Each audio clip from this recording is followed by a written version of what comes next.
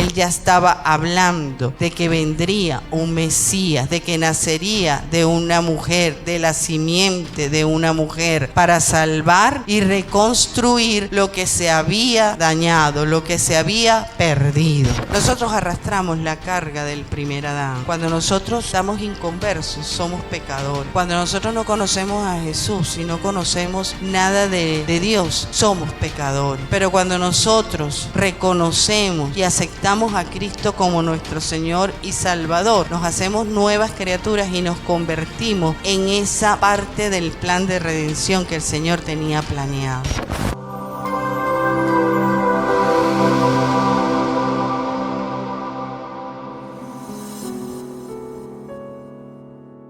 Hoy vamos a hablar de Adán, ese primer hombre que fue hecho a imagen y semejanza de Dios. Él era el primer sacerdote de la humanidad. ¿Y por qué era el primer sacerdote de la humanidad?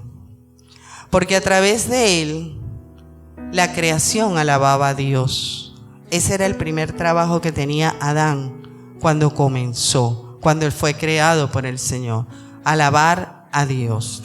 El segundo era administrar el jardín del Edén. ¿Qué sucede? Que cae en el pecado, que él se contamina, y aun cuando se arrepiente, él y Eva se arrepienten y se dan cuenta de la magnitud del pecado, del error que cometieron, el Señor los destituye de la gracia de Dios y los saca del jardín del Edén. Para ellos eso fue doloroso, porque quedaron destituidos completamente de la gloria de Dios.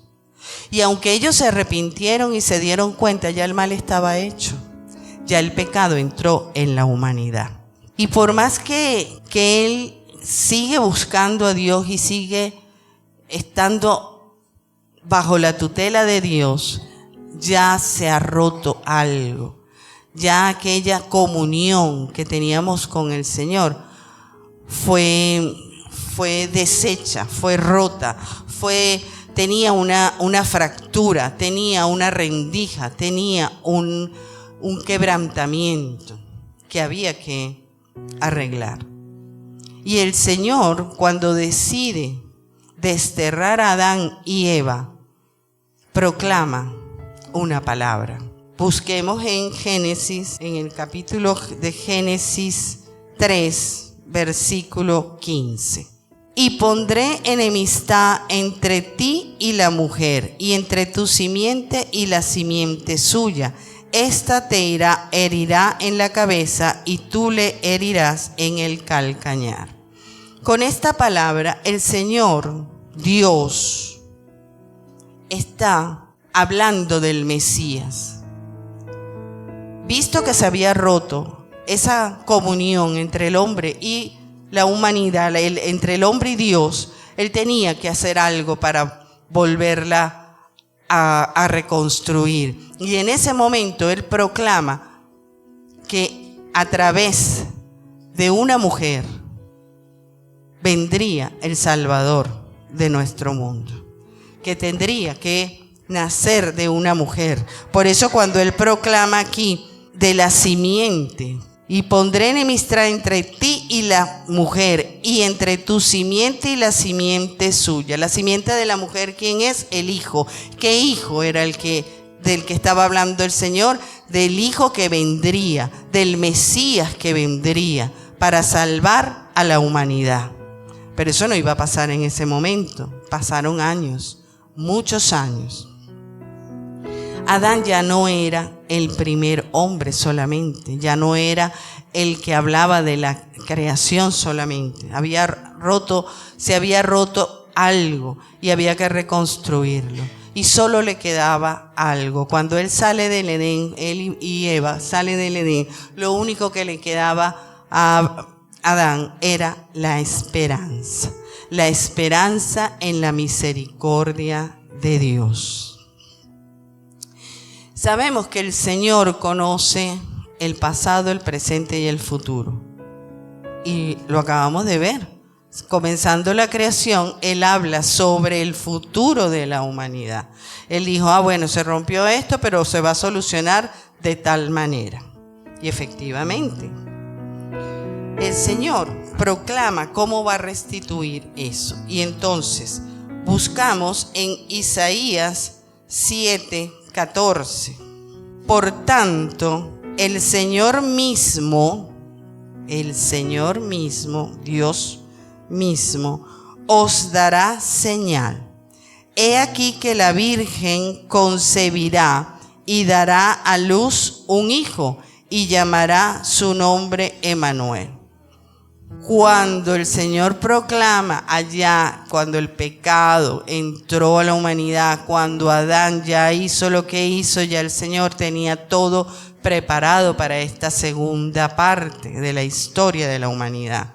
Él ya estaba hablando de que vendría un Mesías, de que nacería de una mujer, de la simiente de una mujer, para salvar y reconstruir lo que se había dañado, lo que se había perdido. Gloria a Dios. Ahora hablemos del segundo Adán. El segundo Adán es nuestro Señor Jesús, más glorioso, más perfecto, obviamente.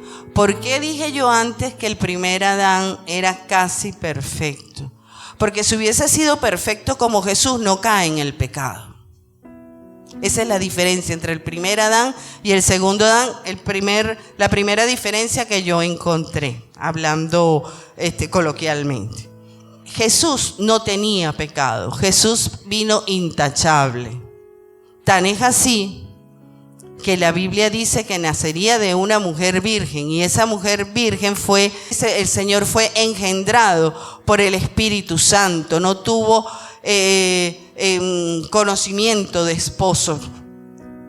Entonces vino santo el Señor, no hubo mancha en él. El primer Adán, si hubiese sido perfecto, no hubiese caído en el pecado. El segundo Adán, Jesús, vino perfecto, vino inmaculado, era puro, santo, como su palabra lo indica. Fue engendrado por Dios. Y aquí buscamos en el Salmo 2:7, donde dice: tú eres mi hijo. Esto lo dice el Señor. Tú eres mi hijo, hoy te he engendrado yo. Como hijo del Eterno, él también era rey. Y es aquí donde nosotros vemos y hacemos alusión al salmo con el que yo abrí: siéntate a mi diestra. ¿A quién le dice Dios, siéntate a mi diestra? A Jesús. Entonces ya, siendo Jesús rey de reyes y señor de señores, el Padre le dice: siéntate a mi diestra. Jehová enviará desde Sión la vara de tu poder. Y este hijo, que es rey de la humanidad, se convierte en sacerdote también de la humanidad. ¿Por qué? Porque es el mediador entre Dios y la humanidad. Es el único camino por el que nosotros podemos llegar al Padre, orándole al Hijo, poniéndonos en su presencia, poniéndonos en sus manos. Nosotros llegamos a conocer al Padre. El que conoce al Hijo conoce al Padre. El que recibe al Hijo recibe al Padre. Gloria a Dios. No es sucesor del sacerdocio del Antiguo Testamento, no, Señor, sino que Dios, su Padre, le dio todas las llaves del reino, de su reino, y ese reino empezaba con nosotros. Es también el supremo y el único Salvador, el único Maestro, el único profeta, el que viene a darnos a conocer las buenas nuevas de salvación, pero también el que viene a darnos a conocer el Padre. Como les digo, el que conoce al Hijo conoce al Padre, el que recibe al Hijo recibe al Padre. Y es el Redentor. El Redentor de Dios. ¿Se acuerdan cuando les dije que en el libro de Génesis está escrito sobre la creación, sobre el primer hombre, la primera mujer? En ese capítulo, en ese libro de Génesis también habla de la primera promesa de redención. El Señor ya sabía todo lo que iba a suceder cuando hizo la creación. Y al estar proclamando en ese libro de Génesis la primera promesa de la redención, llega Jesús, que es la redención de Dios. Se manifiesta con Él. Esa redención se manifiesta con Jesús. Sabemos que el enemigo va a hacer todo lo posible para desviarnos de nuestro camino, de esa búsqueda que nosotros hacemos continuamente de nuestro Dios, de nuestro Padre, de esa comunión. Lo hizo al principio y piensa que podrá hacerlo siempre, pero cuando llegó Jesús todo cambió. El único camino para llegar a la salvación es a través de Jesús. Nosotros arrastramos la carga del primer Adán. Cuando nosotros estamos inconversos, somos pecadores. Cuando nosotros no conocemos a Jesús y no conocemos nada de Dios, somos pecadores. Pero cuando nosotros reconocemos y aceptamos a Cristo como nuestro Señor y Salvador, nos hacemos nuevas criaturas, ¿verdad? Nos hacemos nuevas criaturas y nos convertimos en esa parte del plan de redención que el Señor tenía planeado. Es así como el camino del primer Adán nos lleva al desierto. El camino del segundo Adán, que es Jesús, nos lleva a la salvación, nos lleva a la comunión con Dios, al conocimiento de lo que el Señor quería verdaderamente hacer, a salvar. Jesús vino a salvar a aquella humanidad que creó su Padre, y eso es lo que al venir a hacer ese gran sacrificio que hizo, llevando todos nuestros pecados en la cruz y logrando redimirnos ante Dios, nosotros podemos estar frente a la presencia de Dios. Solamente confesando nuestros pecados, solamente orando y suplicando el perdón de Dios, es que nosotros podemos estar ante su presencia.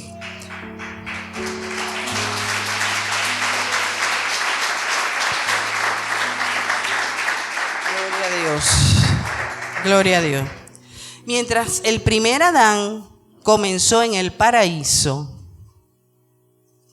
el segundo Adán, que es Jesús, nació en un pesebre. Pobre,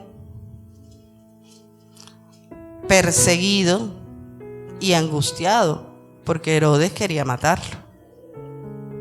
Mientras que con el primer Adán nosotros fuimos al desierto,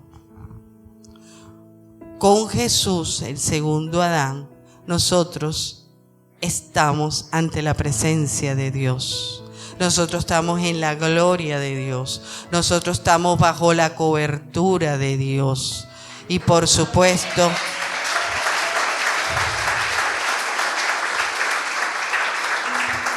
cobertura para convertirnos en sus hijos, en sus siervos, en su pueblo, en aquella creación que el Señor, que Dios hizo al principio. Él nos rescató para eso, para que nosotros, así como el primer Adán, su trabajo era alabar a Dios en el jardín del Edén, y aquello se truncó, pues ahora nos toca a nosotros alabar a Dios en el jardín del Edén que el Señor nos ha puesto cuando nos liberó, cuando nos rescató, cuando nos limpió, cuando estamos ante la presencia de Dios. Cuando estamos en la presencia del Señor, no hay nada alrededor, entre Él y nosotros y Él. En esa intimidad nos sentimos salvos, nos sentimos al lado del Padre, nos sentimos hijos de Dios. Vamos a leer en la primera de Corintios, capítulo 1, versículo del 18 al 25, un poquito largo pero necesario. Porque la palabra de la cruz es locura a los que se pierden, pero a los que se salvan, esto es, a nosotros, es poder de Dios. Pues está escrito: destruiré la sabiduría de los sabios y desecharé el entendimiento de los entendidos. ¿Dónde está el sabio? ¿Dónde está el escriba? ¿Dónde está el disputador de este siglo? ¿No ha enloquecido Dios la sabiduría del mundo? Pues ya que en la sabiduría de Dios el mundo no conoció a Dios mediante la sabiduría, agradó a Dios salvar a los creyentes por la locura de la predicación. Porque los judíos piden señales y los griegos buscan sabiduría. Pero nosotros predicamos a Cristo crucificado, para los judíos ciertamente tropezadero y para los gentiles locura. Mas para los llamados, así judíos como griegos, Cristo, poder de Dios y sabiduría de Dios. Porque lo insensato de Dios es más sabio que los hombres, y lo débil de Dios es más fuerte que los hombres. Allí está clarito. Allí está clarito. El Señor vino a salvarnos en fe.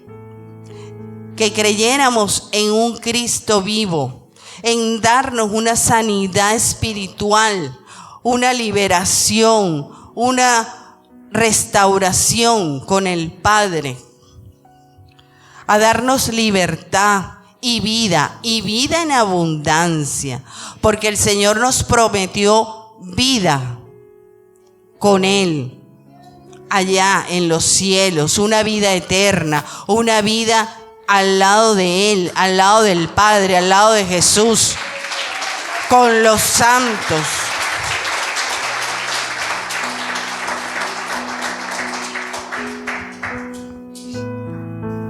Estamos viviendo tiempos muy complicados y muy difíciles. Y el peligro está ahí, a la vuelta de la esquina, acechándonos, vigilándonos, como los ladrones, como los rateros. Entonces no se suelten, porque uno no sabe en qué momento el enemigo te ponga una trampa. Hay que estar vigilantes. Hay que leer la palabra. Al leer la palabra no solamente es leerla, porque miren, yo tengo muchos años en el Evangelio y he leído la palabra muchísimas veces. Pero tal como hoy el Señor me puso esa paralelismo entre el primer Adán y el segundo Adán, entre el primer hombre de la creación y el segundo hombre que vino a salvarnos, yo nunca la había visto, yo nunca la había leído, yo nunca la había detallado de esa manera. Entonces uno lee y lee la palabra y siempre te está diciendo algo, siempre te está enseñando algo. El Señor siempre tiene una palabra para un momento de nuestras vidas. Así que yo les digo, no se suelten porque el precio es muy alto y no debemos perderlo. Así, el camino del segundo Adán es totalmente diferente. El primer Adán nos llevó al pecado, el segundo Adán nos vino a salvar. Y aunque Jesús también estuvo en una tumba, en un sepulcro, y bajó al Seúl. Bajó para glorificarse al darle, como dicen coloquialmente, una cachetada al enemigo, porque vino a demostrar que Él venció a la muerte, que Él venció al pecado, que Él destruyó todo aquello que el enemigo quería hacer. Vamos a leer en Juan 14:6. Y Jesús le dijo: yo soy el camino y la verdad y la vida. Nadie viene al Padre sino por mí. Hermanos, no equivoquen el camino. No equivoquen el camino. El camino es Jesús. Y la única manera de llegar al Padre es reconociendo que somos pecadores. Reconociendo que Jesús es nuestro único y suficiente Salvador. No hay para dónde mirar, no hay para dónde ver, no hay para dónde voltear. Entonces no equivoquemos el camino. Lo que nos estamos jugando es la salvación eterna. Es estar con el Cristo de la gloria, con Dios Todopoderoso en la nueva Jerusalén. Entonces no nos equivoquemos. Tenemos que ser consecuentes. Y si usted cae, y si usted por X situación peca, acuérdese que usted tiene abogado. Acuérdese que usted tiene el mejor abogado del mundo. Y ese se llama Jesucristo. No hay otro.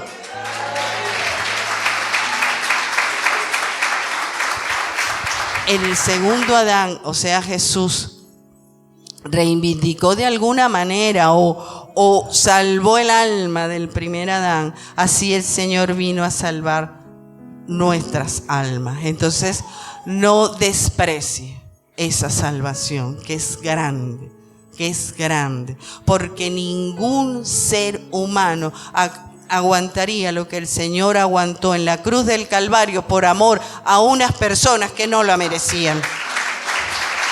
Porque nosotros no merecíamos ese sacrificio.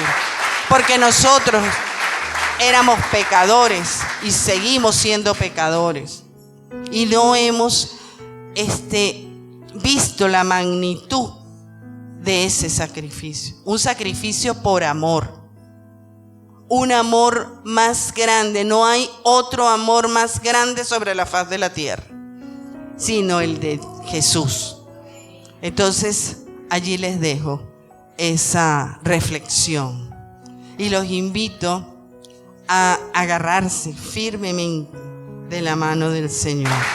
Gloria a Dios. Y pregunto yo, ¿hay alguna persona que quiera entregar su vida a Dios o que quiera reconciliarse con el Señor por algo? Pase aquí, mi hermanito querido. Yo lo veo que usted tiene hambre de Dios, hambre de Dios. Señor, bendito Dios, Padre, vamos a hacer la oración de la fe. Repite conmigo. Señor Jesús, perdona mis pecados y escribe mi nombre en el libro de la vida. Séllalo con tu sangre hasta el día de mi partida o de mi venida. No me dejes, Señor. Bendice mi vida, a mi familia, y dame, Señor, la fortaleza para seguir aquí cayendo Oh, bendito Señor, aquí pongo, Señor, tocándome, saciando mi ser.